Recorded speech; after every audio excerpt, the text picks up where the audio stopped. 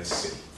All of the notes up to today's lecture are now posted, and all of the video recordings up to Monday's lecture are there now, so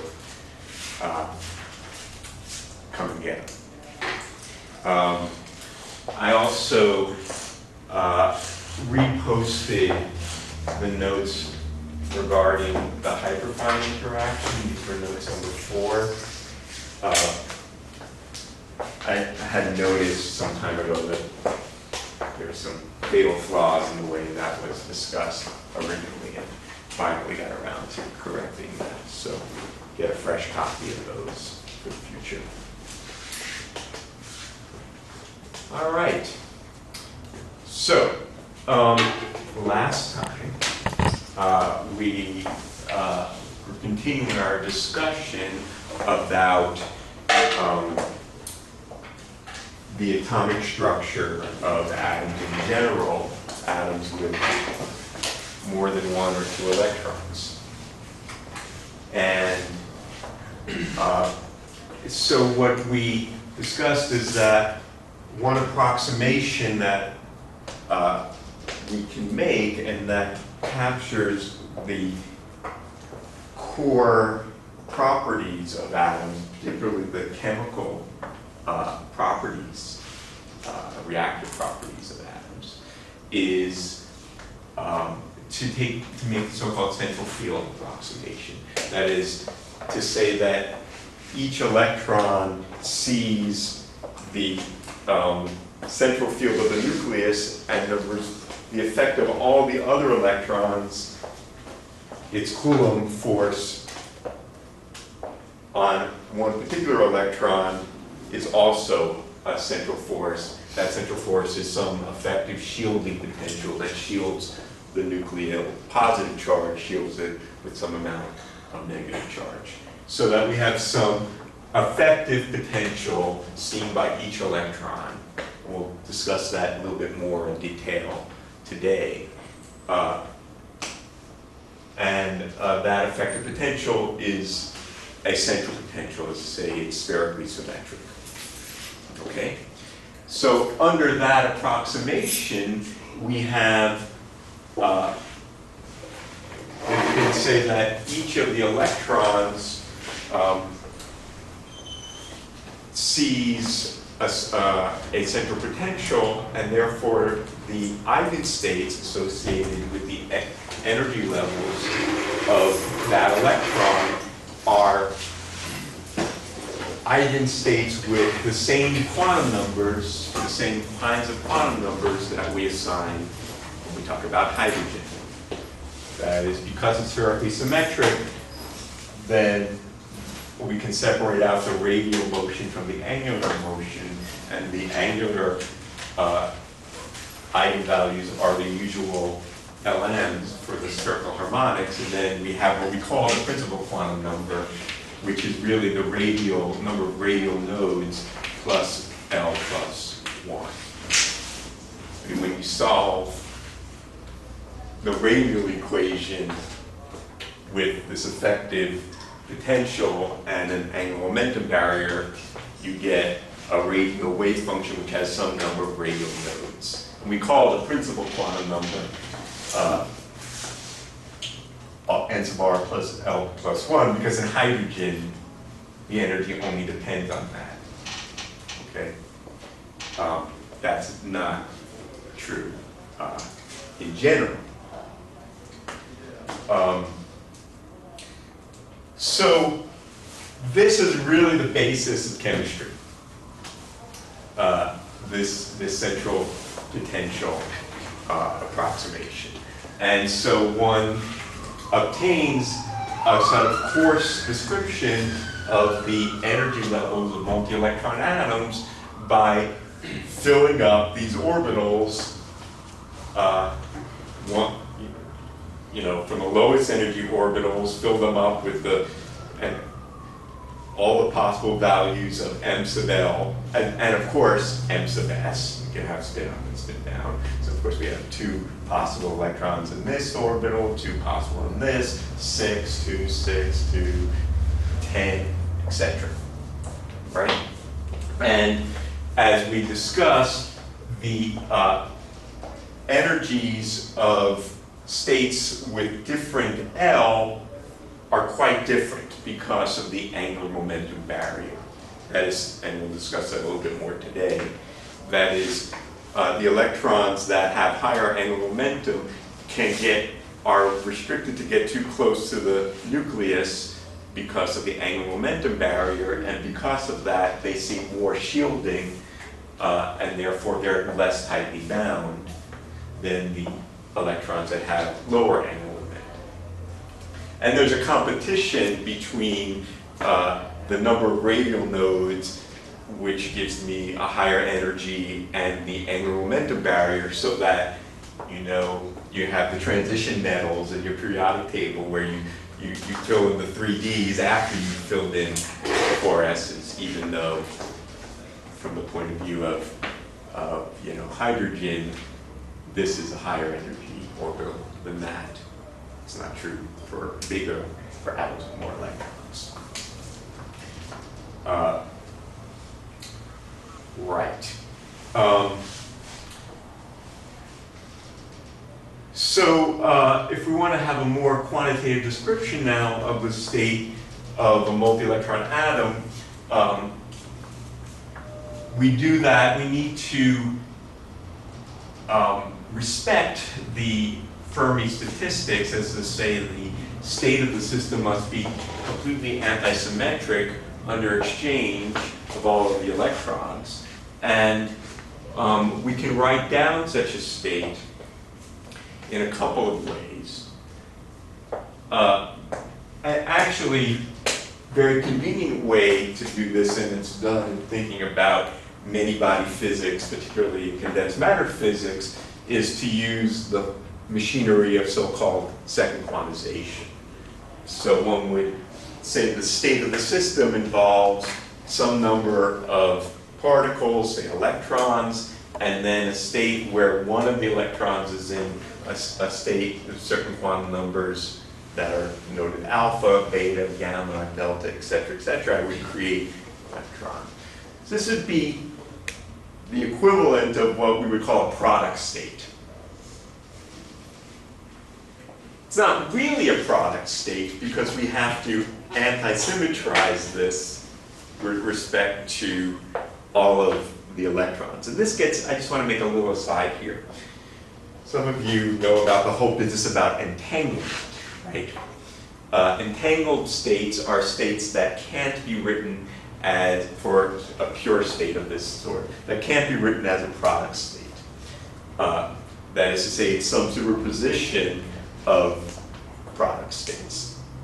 Now, when we have identical particles, and when those two identical particles can have strong spatial overlap, we don't have strong spatial overlap, we can forget about identical particles. This is constantly forgotten. But if the two particles never get near one another spatially, for all intents and purposes, they're identical. I mean, they're distinguishable. There's the particle that's in that ion trap, and there's the particle in that ion trap, and I don't care, it's that ion. It's not in some way anti-symmetrized with all other ions in the universe. But if the two ions start to spatial overlap, or the atoms start to spatial overlap, then I care. So there's a lot of confusion in the literature about is there entanglement in a single Slater determinant, or in a single state like this. I mean, this state, for all intents and purposes, is what we would call a product state, even though it's not really a product state, because we have, if I write out this determinant, right, I'll have the superposition of all different states with different products of these orbitals. But that's really not, in some sense, useful entanglement. So the entangled states that we care about in the context of identical particles are superpositions of different Slater determinants. If you have a single Slater determinant, for all intents and purposes, that's not an entangled state. Just a little aside there. So we should think about this as an ansatz that's like a product state, but that respects the identical particle statistics. Okay. So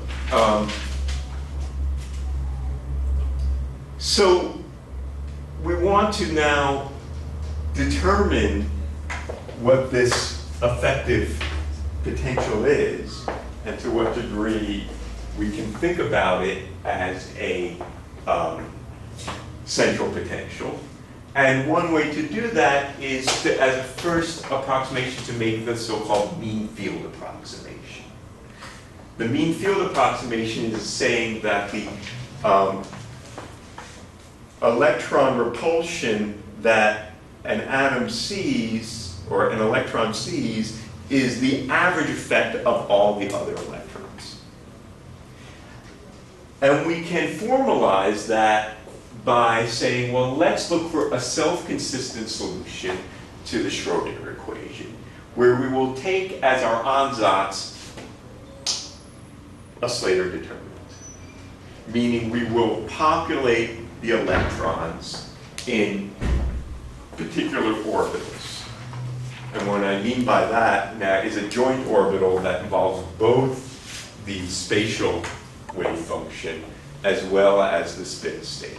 So this could be, if this were 2 by 2, it could be, you know, the same 1s orbital, 2s orbital, say, but with a spin up and a spin down. Okay? And then we look at the expectation value of the Hamiltonian in such a state, and we minimize with respect to the functions, that's to say the orbitals, the spatial orbitals, that give us the minimum energy. That's how we can find the ground state. In more general, we would find the stationary points, and that's enough to find the excited states as well, but let's focus for the moment on the ground states. And when we do that, we get what's called the Hartree-Fock equations, coupled set of PDEs for the, there's an important.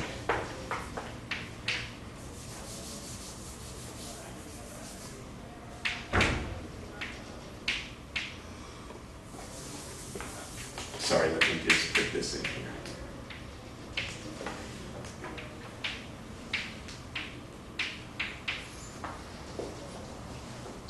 So these are a coupled set, they look like Schrodinger-like equations, but they're coupled Schrodinger equations, coupled between the different orbitals. They're not independent of one another because they have to self-consistently minimize the energy. So what do we see in this equation? Well, we see the bare attraction to the nucleus, and then we see the repulsive energy between electrons. We see a term here which is what you might have if you only use classical physics and thought about these as little charge densities with some cloud or distribution of charge. You would average the charge density of one orbital over the interaction with the other. This is what's called the direct interaction. But we have to respect the Fermi statistics, and the two electrons are in the same spin state. If the orbitals here labeled by the Greek letters have the same m to the s value, that is, say they're both spin up or they're both spin down, then we have to subtract out some of the effective interaction due to the fact that we can't have two electrons at the same place at the same time in the same spin state. That's the Pauli exclusion principle. And so we have the exchange term.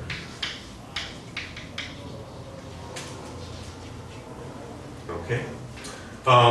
And this is related then to this eigenvalue times this particular orbital state. So this is a coupled set of Schrödinger equations coupled between all the orbitals in the particular configuration of interest. And then one has to just solve this. Impossible to do analytically, but one can at least attempt to do so numerically. And, there are probably, these ancient codes written in Fortran 66, which, reside somewhere in Argonne National Laboratories that have been constructed and, probably don't run on modern processors anymore, but they're out there. So, how do we interpret this equation? Well, firstly, what is this energy here? We can think about this as the energy associated with the electron in this particular orbital. So we can think about it loosely as the binding energy, if we're interested in the bound states here, of that electron in the atom. Let's say how much it would take to, if we applied that amount of energy and we were able to then ionize and remove that electron, that's how much energy it would take. Now that's not exactly true because it doesn't take into account how the self-consistent energy changes once that electron's missing. But it's coarsely that. So now the question is, in what sense is this the central field approximation, the central potential approximation? Well, it's not actually exactly that, but it is that for the case of a closed shell, and that's what I want to discuss a little bit right now.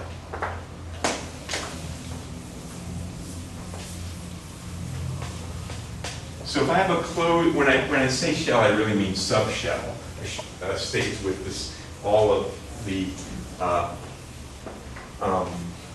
orbitals with a given NL, which there are 2 L plus 1 times 2 of those. So let's look at the R25.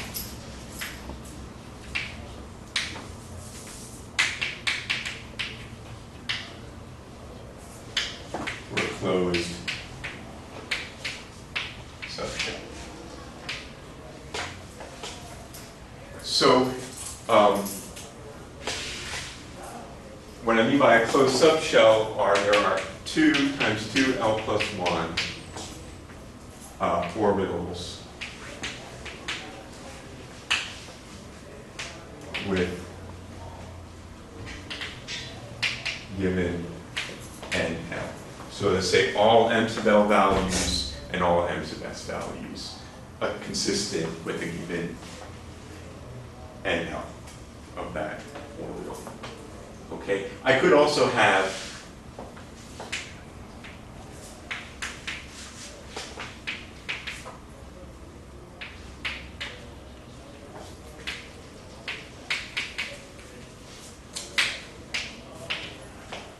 multiple n. So I mean, this example could be, I'm looking at, one of the noble gases, right? You could be looking at argon, which has many closed subshells.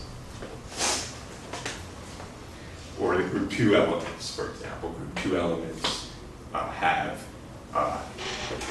both the closed n equals 1 and then a closed subshell, or whatever n it is, whatever mobile gas, and then I have the next n with the 2s orbital filled in the group 2 of the periodic table, right? So that's another example of the kind of configuration I might be considering. So what's the first thing we can say here? Well, let's rewrite this equation here. So what I have then is let's write it in position space. That's my kinetic energy operator. I have the attraction to the nucleus. I have a particular orbital with these quantum numbers, with some particular m sub s. But there are two in this sum. If we come back to this equation, there are two orbitals with the same spatial orbital, but two different spin states, because this is a closed subshell. So for a given term, there'll be two different u's that appear in the direct interaction. Both terms appear. So I end up with 2 sum over n prime L prime m sub L prime integral u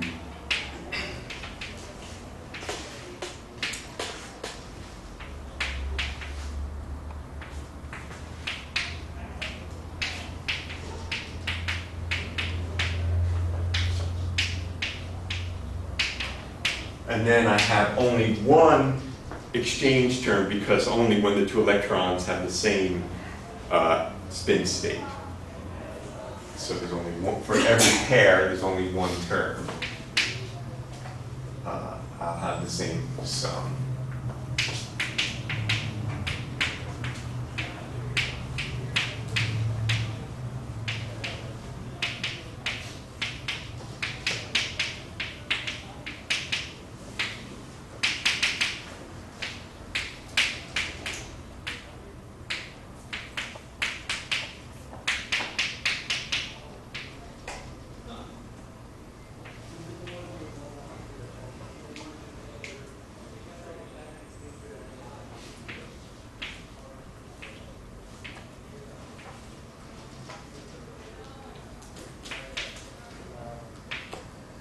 Okay?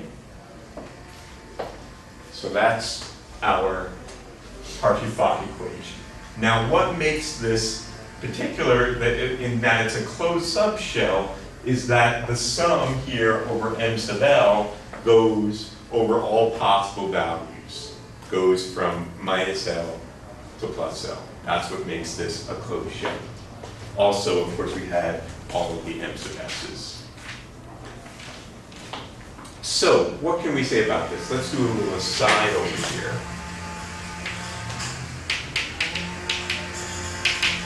Let's look at the direct term.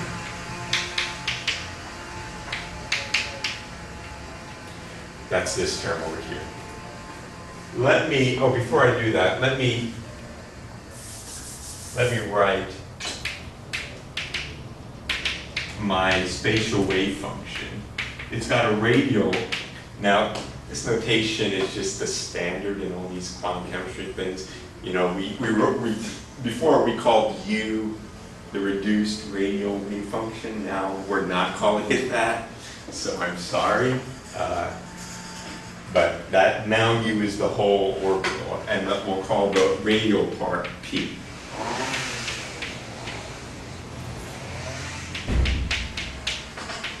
So this is what we called U before.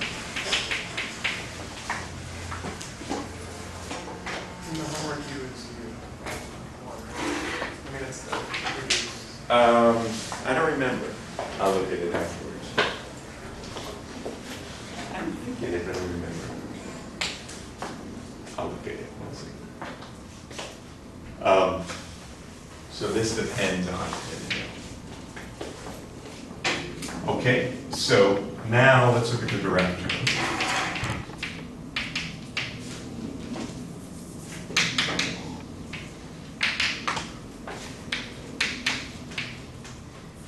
I'm going to bring the sum over NL prime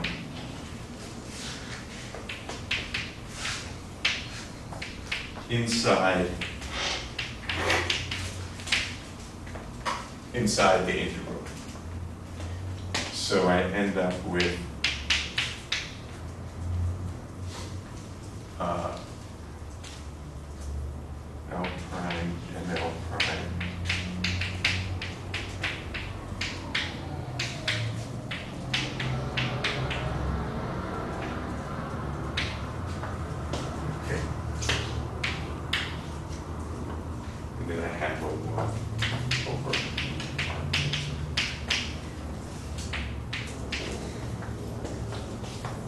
So the key point here is that because we have a closed shell,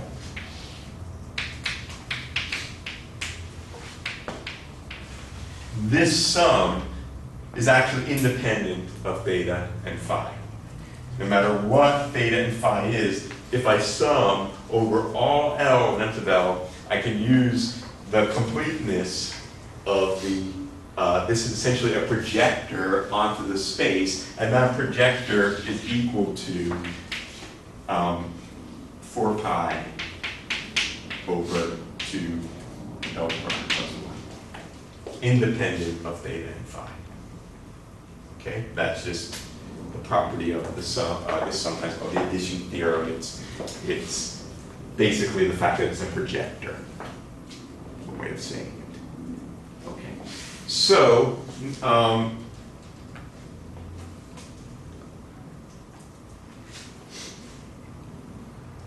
so now let's see. I'm missing some factors driving me nuts, but I don't remember what it is. Let me just take a peek back at my notes. Trying to remember what I was doing here. Oh, okay. So far, so good. Except that I got it backwards. That's why it's confusing me.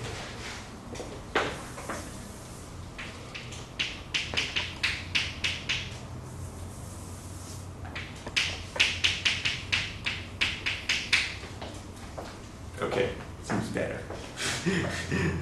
Okay. Let's see. All right, so now we want to do this integral. This is an integral over, I'm being a little bit sloppy here. It's an integral over the prime variables. We have to separate this in terms of the addition theorem.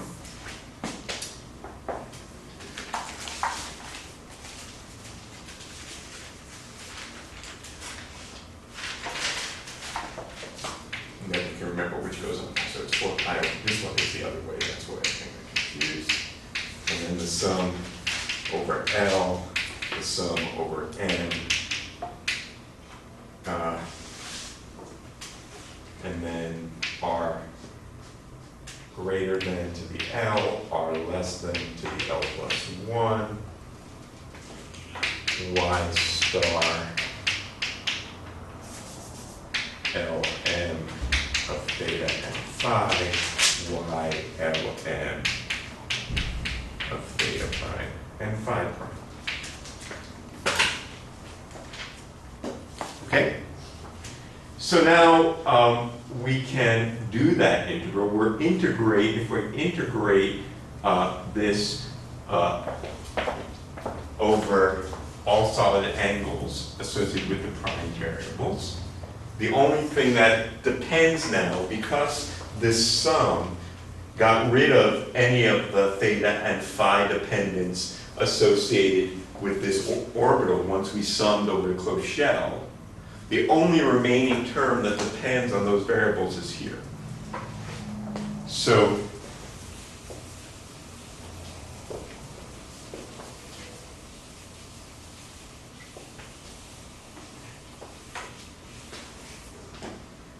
note the integral over all solid angles of YLM of theta and phi prime, well, that's going to be 0 unless L and M are both 0, right? Because of the orthogonality of the spherical harmonics. So if I wrote this as this is delta L0, delta M0, using Y0, 0, U1 over 4 pi. So then I do the sum over L and M existing over here. But the only term that's non-zero is the one where L equals 0 and the one where M equals 0. So I replace this with L equals 0, so 1 over R less than. Which one is less than? Which one is greater than? Is greater than in the denominator? I think greater than is in the denominator. Yeah, sorry. Remember the notation here is this is either R prime or R depending upon which one is bigger. And the bigger one goes in the bottom. So I replace L by 0, I replace M by 0, so I get another Y0, 0, which is equal to 1 over root 4 pi. But that cancels this guy over here. And putting that all together, I get the V direct term is equal to the direct potential is twice the sum over n prime L prime, the integral from 0 to infinity dr prime. I have a 2 over 5 plus 1.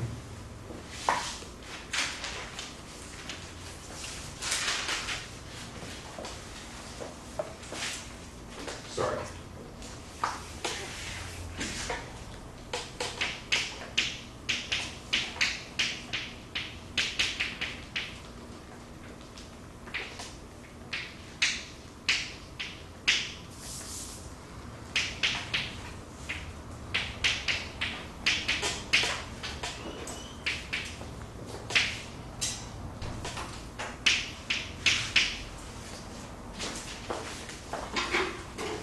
So, what I see here is the direct potential, this term in the Hartree-Fock equation looks like this. It is spherically symmetric. It does not depend on the direction of R. It only depends on the magnitude of R, because what is R greater than? Well, I mean, so this is equal to, if we can break this up into two integrals, an integral in which R prime, or R is bigger than R prime, so up from R prime goes from 0 up to R. This is a correction that looks like a Coulomb potential with a 1 over R term. And then we have a term from R to infinity.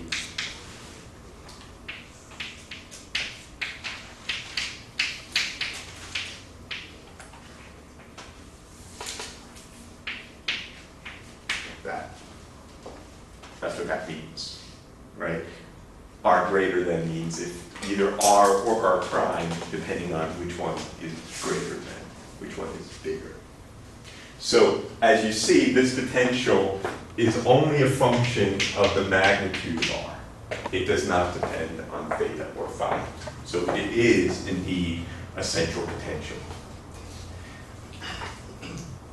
Now we could do the same thing for this. It's a lot more complicated.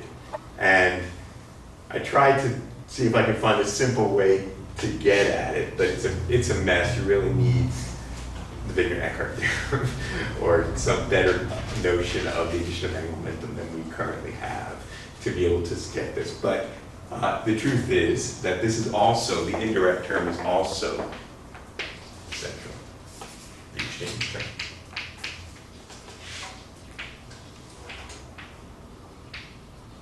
So, if I have a closed shell, this is equivalent to a central field approximation. In a closed shell, or a closed subshell, I should say, where we have all possible m sub L values and all of the electrons are paired, as we think about this in our chemistry picture of pairing electrons in a spin up and down. The charge density associated with that atom is a spherically symmetric one if it minimizes in the mean field approximation. The mean field approximation that minimizes the energy is a spherically symmetric configuration.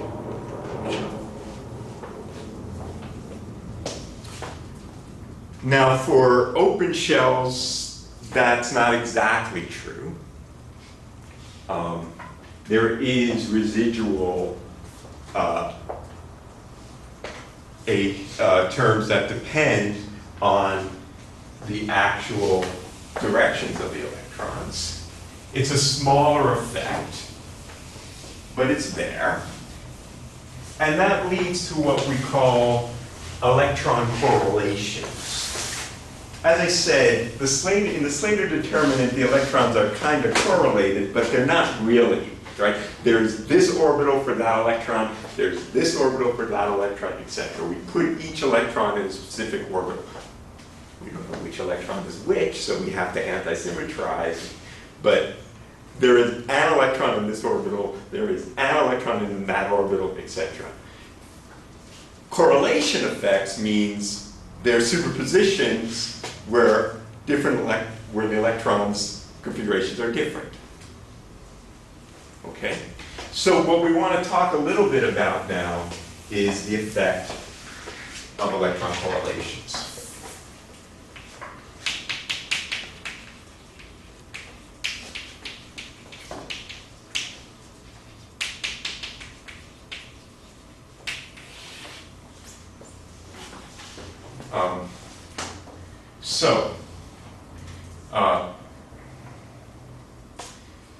Let's write down, let's say, we have the exact Hamiltonian, which I can write in the following way. I have the sum over, when I mean exact, I mean up to whatever level of approximation we're doing it. Let me explain what I mean. We have the hydrogenic type Hamiltonian. We have the screening potential. Then, of course, we have the actual repulsive energy between different electrons. But we're going to look at the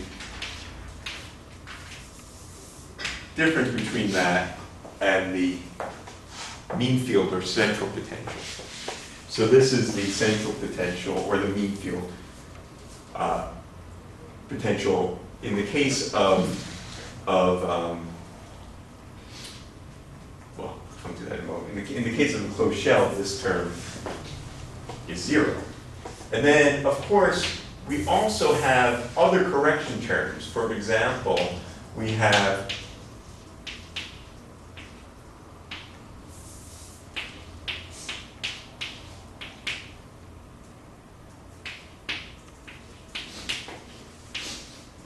spin orbit coupling.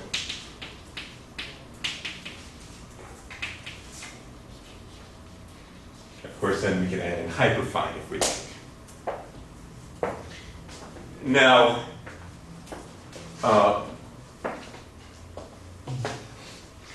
either of these terms, the terms that have to do with the non-spherically symmetric nature,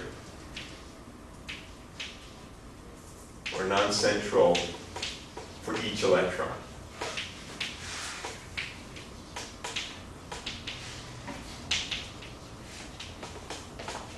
Or this term, in which we know we have to, we know when we couple spin to orbit that the eigenstates of this part of the Hamiltonian are the eigenstates with a given J for each electron. But a given J for a given electron is not a single electron orbital with a spin. It's a superposition of those. So no single Slater determinant is going to be able to diagonalize this effect. So in this, let's look at the good quantum numbers of each of these effects. Here, the good quantum numbers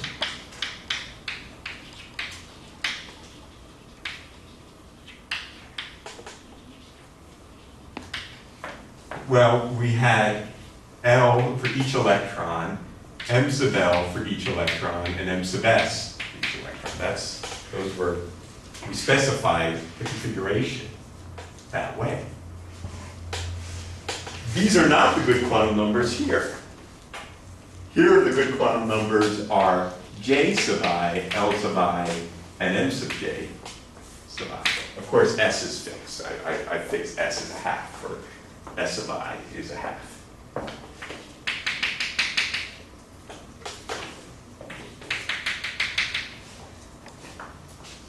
What about in this case? Well, in this case, the individual L's are not good quantum numbers. Because this, if I just remember, L is the generator of rotations. If I just rotate the position of one electron without rotating the other, well, then the distance between those two electrons is different and the repulsion is different. This Hamiltonian, the good quantum numbers are the total L and the total m sub L. Now, of course, in addition, this doesn't depend on spin. But if I rotate all the L's together, I should rotate all the S together. So these are the good quantum numbers. So whether we can write this as a Slater determinant, where these are the good quantum numbers, or we need to think about these quantum numbers or these quantum numbers, depends on which are the dominant effects. As we've discussed, there are only sort of effectively good quantum numbers. None of these quantum numbers are exact. The only exact quantum numbers in this problem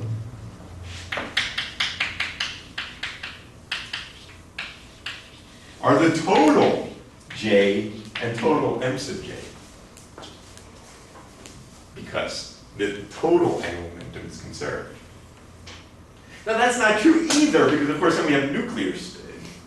And if we were to add the hyperfine interaction, well then the only real good quantum number is the total F and the total m sub F. So, how one defines the energy levels of the many electron atom depends on which of these terms dominate. We start with this as our base description. In our base description, we have electron configurations with these quantum numbers. Then we add in the perturbations. And the question is, which is a bigger effect? Do we first couple the electron spin to its orbit, get individual J's, and then couple those individual J's together to get the big J? Or do we first couple the individual L's together to give a total L, and the individual S's together to give a total S, and then couple the total L to the total S to get a total J? They will be different descriptions and have different effective good quantum numbers. And if these terms are of the same order, well then neither of these quantum numbers are good. So that gives rise to what are called different coupling schemes when one talks about the more exact description beyond the Slater determinant and the mean field approximation. One talks about different coupling schemes.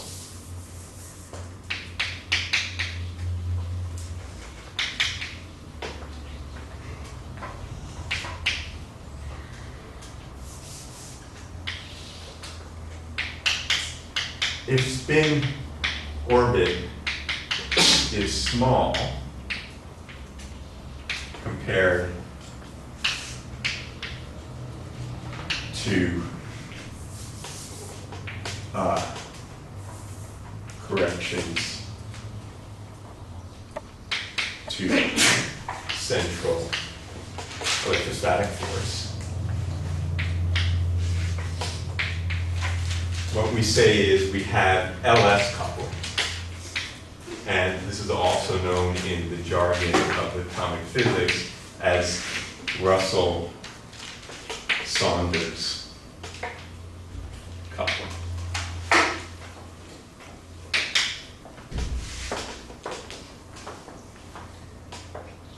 In that case, the good quantum numbers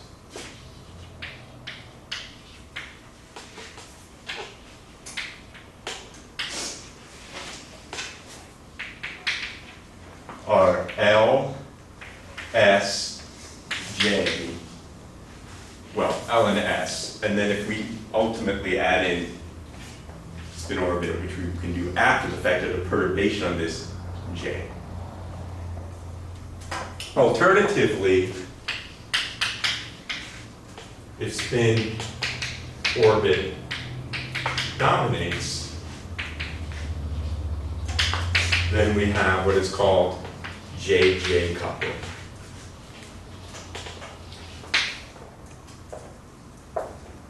Where first we couple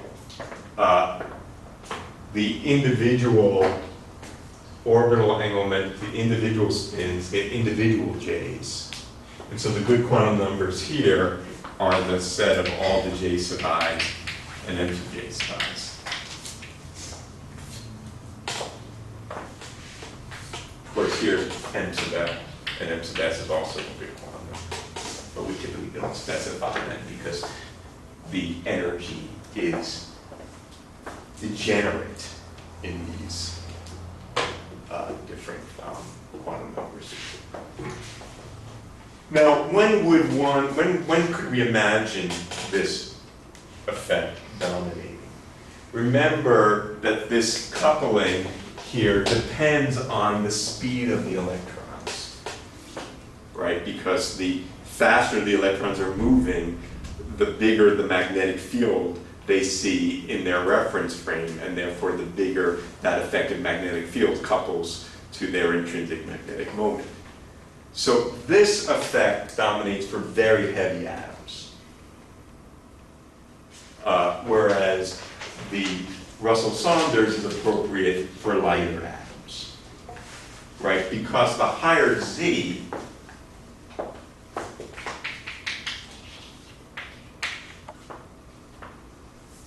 as we looked at in our first problem set, when we looked at how the scaling, we saw that the speed of the electron, it can be highly relativistic when we start having the atoms bound very tightly to the nucleus.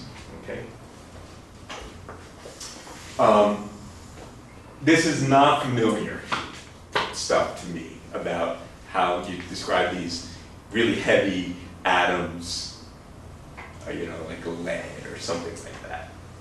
But there is a transition. As I said, neither of these are exact. It's kind of like you remember the problem that we had for homework where we looked at the Zeeman effect in hydrogen. When the magnetic field was small compared to the hyperfine interaction, M sub F was a good quantum number. When the magnetic field was large compared to the hyperfine interaction, and we're in the so-called Paschen-Mach regime, the M sub J and M sub S were the good quantum numbers. But for a magnetic field where those two interactions are on the same order, neither is a good quantum number. You have some kind of transition between them. So there is an intermediate regime where neither Russell-Saunders nor J-J coupling is good, and you don't have any of those quantum numbers, you only got J. All right, so with that said, how can we then do perturbation theory in order to, well, it's complicated, because we need to know exactly its potentials, but what can we say about the nature of the perturbation theory? Let's look in a regime, let's consider a case where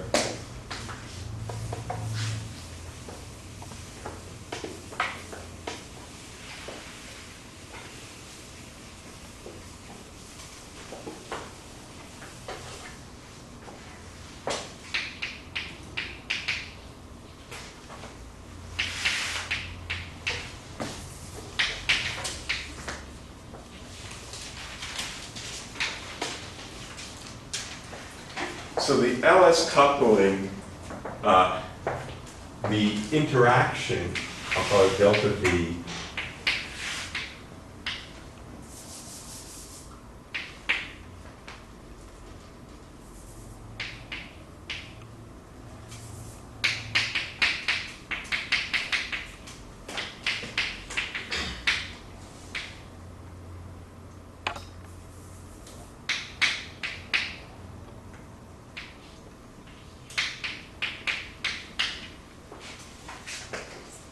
we want to diagonalize this. However, what are we diagonalizing it? In what basis are we diagonalizing this? We're diagonalizing this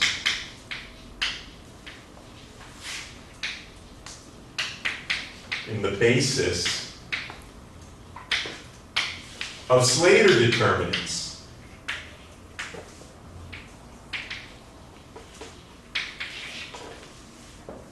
That's to say, we've solved the Hartree-Fock equation for a particular set of orbitals, for a particular configuration, the self-consistent solution that minimizes this energy, or is a stationary point, is an eigenstate of that energy.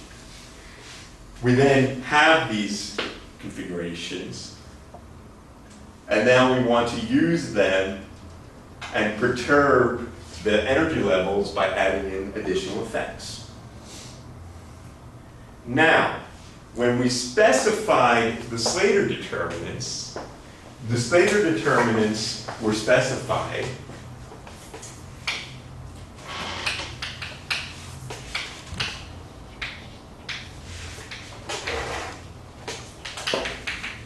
an electron configuration.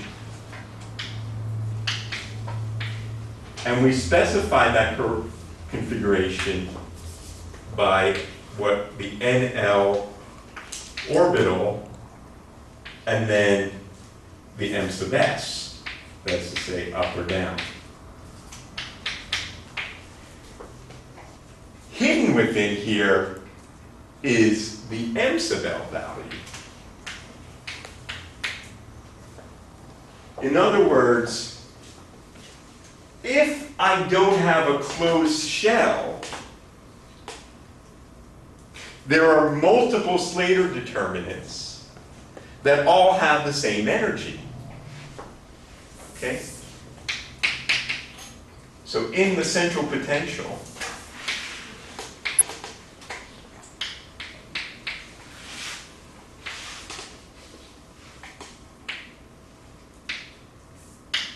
energy depends on NL, not m sub l. So, we do degenerate perturbation theory. We have a set of degenerate Slater determinants associated with different possible choices of m sub l. And then we diagonalize this correction to the central potential in the basis of those Slater determinants. And we know that when we do that, we end up with new quantum numbers, L and m sub L, and S and m sub S. So what one does, without actually getting into what the actual diagonalization is, we want to know what are the possible values of the total angular momentum L and the total spin angular momentum, capital S. What are the possible total quantum numbers, which are known as the terms? So diagonalization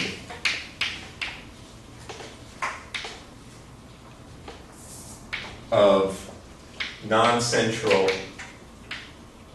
potential leads to what we call terms.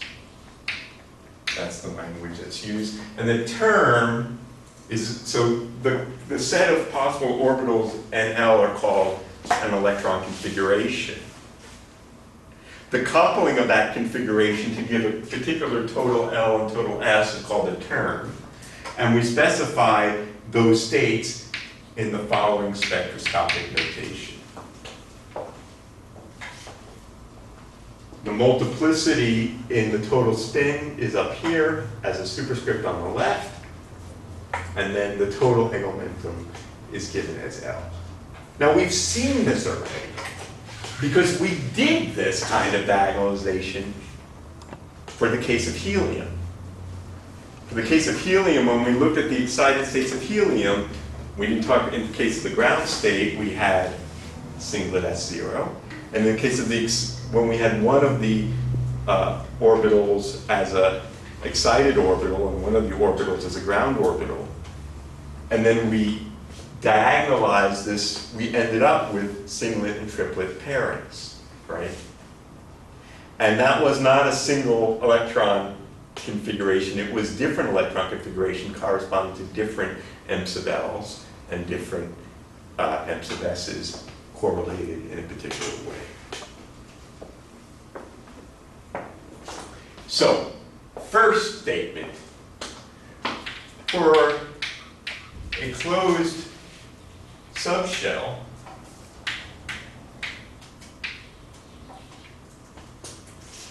well, if I have a closed subshell, I have all possible M sub L's and all possible M sub S's because I filled up the whole subshell.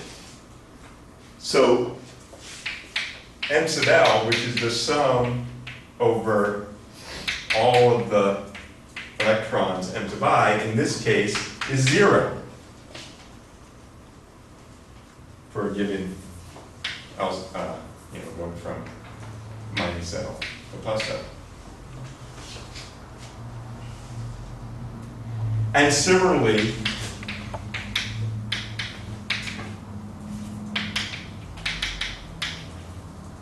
this is also 0 in a closed shell. So the M sub L value has to be 0. The M sub S value has to be 0. So there's only one possible value of total L that can always give M sub L 0 and M sub 0. It has to also be the case that the total L is 0 and the total S is 0. Otherwise, if we had other values of the total L and the total S, we would get different projections. So for a closed shell, we have to have a closed shell as a singlet S. We think about a closed shell as all electrons paired together.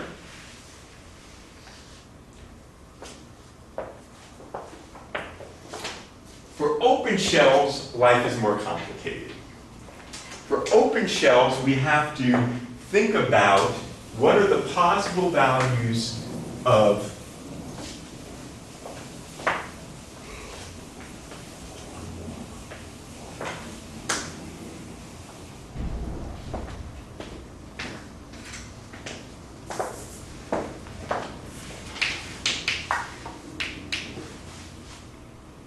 so we need to enumerate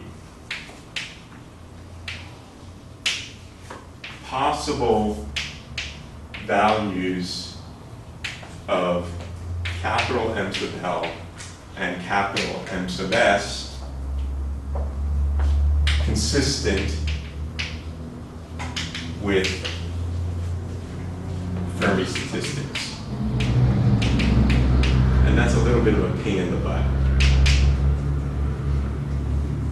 For the case of, if I have example, if I have electrons in different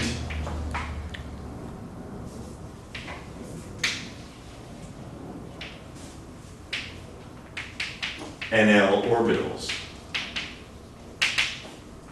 for example,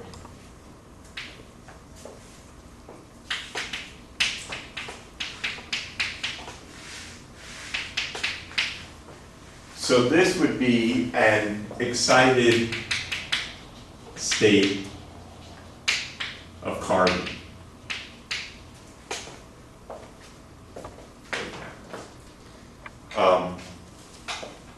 Carbon has last subshell. I excited one of those electrons. But I want to know, what are the terms of this? Well, because these are non-identical orbitals, I can have the symmetric combination of this or the antisymmetric combination of this. And that's paired appropriately with singlet or triplet, just like we had in helium. So if I look at this and I ask what are the possible values, well, what we see here is that because L1 equals L2 is 1, and the two electrons have spin 1/2, that the total values of L can be either 0, 1, or 2 when I add these together. And similarly, S can be 0 or 1 for singlet and triplet for this pair of electrons. So the possible terms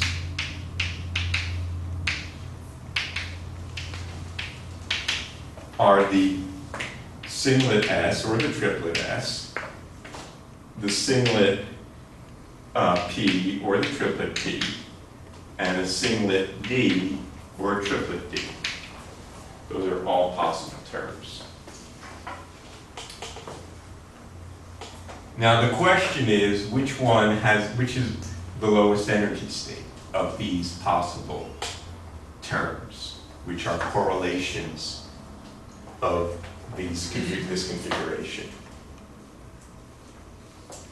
Well, that's not the easiest thing, but there are sort of empirical rules associated with that.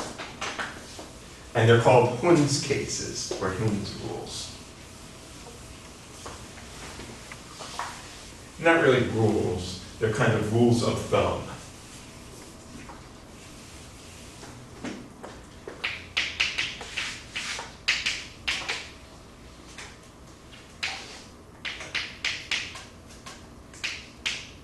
The state, or the term, with largest S has lowest energy.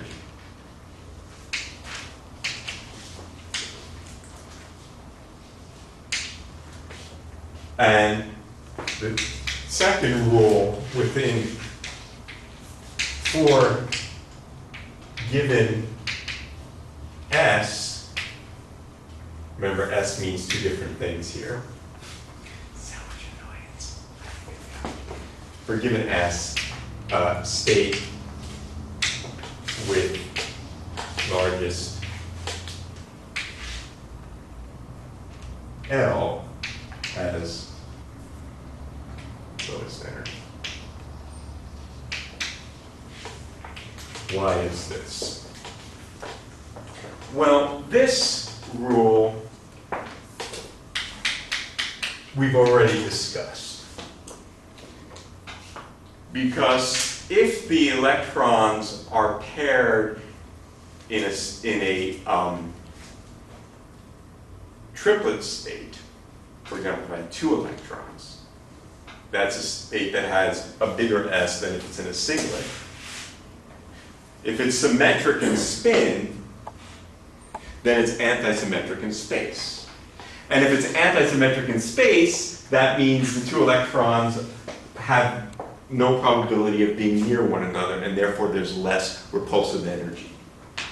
Therefore, they're more tightly bound.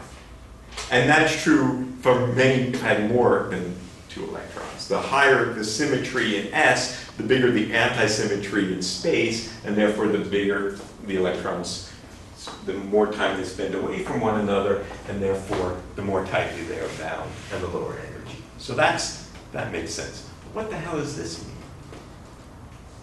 I thought that we said that the states with low angular momentum had they were the states that had less angular momentum barrier, and therefore they were closer to the nucleus, and therefore they were more tightly bound.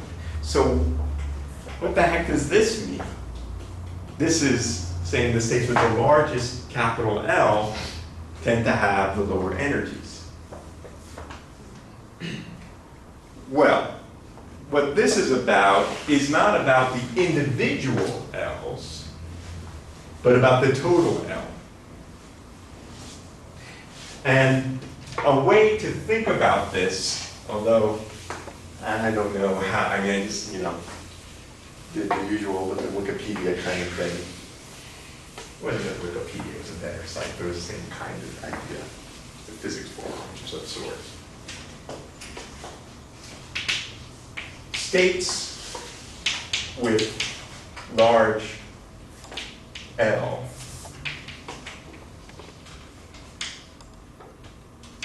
can have large M sub L.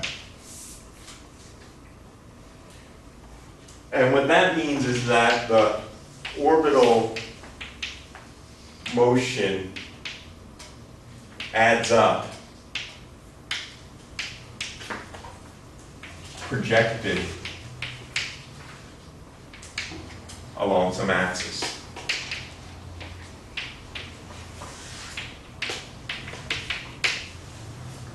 So if I think about this classically,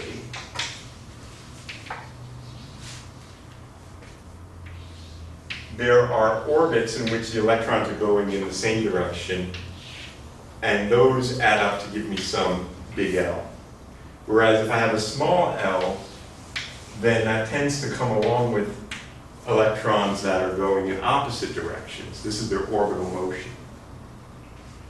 And electrons that go in the same direction can, in principle, always stay far away from one another. They start on opposite sides of the nucleus, they can stay on opposite sides of the nucleus. Whereas electrons that go in opposite directions are going to pass one another at some point. And so they'll tend to be near one another more of the time than electrons like this. Therefore, electrons like this will tend to have a lower energy because there'll be less repulsion. Therefore, the states with the larger L tend to have a lower energy. Do you buy that? Maybe. Seems a little weird to me. I mean, you know, the electrons are wave functions. They're not doing this. What the heck are we talking about? I don't know. If anyone can help me understand a better explanation of this Lenz's rule, please tell me. But with that said, we can then look at this particular configuration and the terms.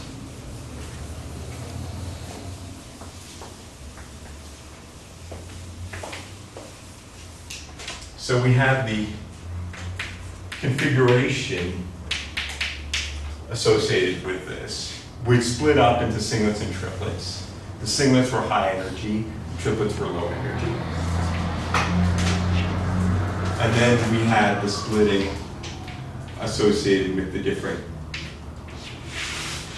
L's.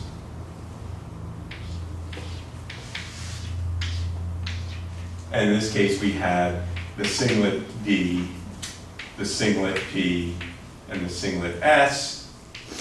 And here we have the triplet D, the triplet, let me take this up a little bit just because I'm going to.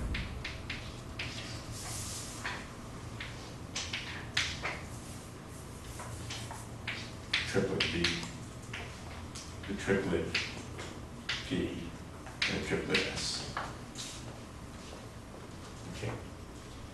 So one specifies the state typically by both a configuration and a term. That specifies the state, at least within LS coupling.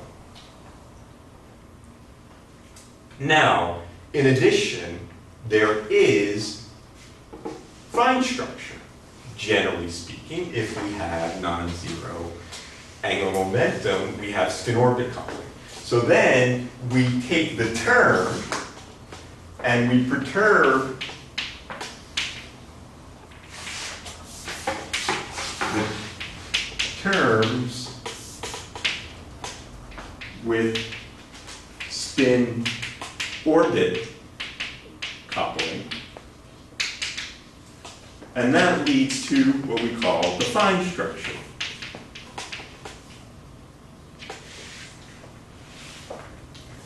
So, the fine structure is now, in addition to L and S, now, where before we also had M sub S and M sub L as good quantum numbers, now we have J, L, and S, and M sub J as a good quantum number. So in this context, what is the spin orbit coupling?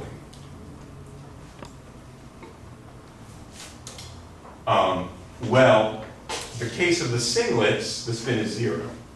So there's no spin orbit coupling there. But in the case of the triplets, well, the spin is 1. And therefore, I can have spin orbit coupling, and therefore I have fine structure. So what is the fine structure? What are the possible values of J associated with this? When we do that, by the way, the term notation is you write the multiplicity, you write the total L, and the total J. That's how you specify these 3 quantum numbers. And then there's a degeneracy in M sub J. This is 2J plus 1 times degenerate.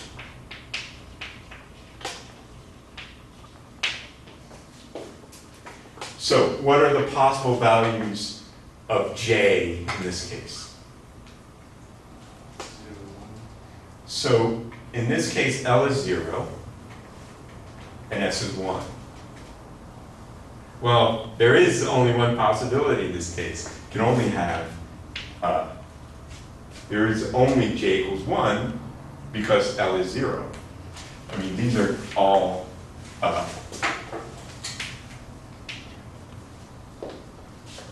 right? That's the value of J because in this case, J equals L here. What about here? What are the possible values of J? S is 1. L is 1. What are the possible values of J? 2, 1, and 0, right? So this splits up into a triplet P2, a triplet P1, and a triplet P0. And what about in this case? S is 1, L is 2, so I split up into a triplet D3, a triplet D2, and a triplet D1.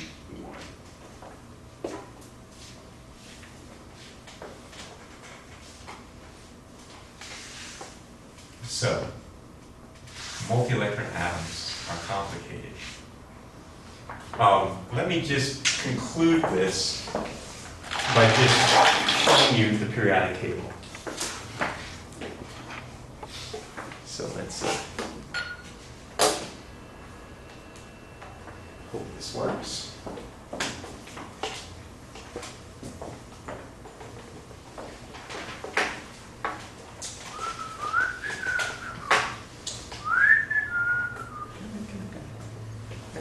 Can you shut the link for me, please?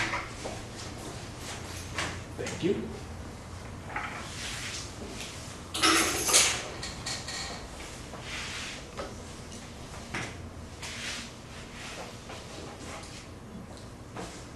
All right, very good. Come on, I really need it. Come on, spinny ball.